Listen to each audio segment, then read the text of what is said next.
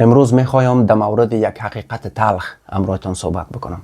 هیچ کس نمیایه که نجاتت بده. در این دنیا هیچ کس وظیفه نداره که بیایه و زندگی شما را تغییر بده. نه دولت، نه فامیلت، نه دوستت و نه حتی رئیست. این تنها خودت هستی که باید آستین بالا بزنی و بجنگی.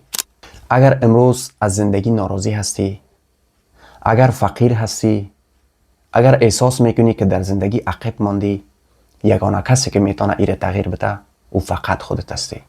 هیچ کس برات قصر نمیسازه، هیچ کس برات زندگی عالی نمیسازه، ولی تو با ساختن رویا، با صبر و با تلاش میتونی که به دستش بیاری. از همین امروز بجای گله کردن، بجای از اینکه دیگران را مقصر بدانی، مسئولیت زندگی تا به دست بگی. منتظر معجزه نباش، معجزه را بساز. هر روز یک قدم در زندگی بردار، ولو او قدم کوچک باشه یا بزرگ باشه، کافی است حرکت بکنی. نظر تو چیست؟ به نظر تو اولین قدم برای ساخت زندگی چیست؟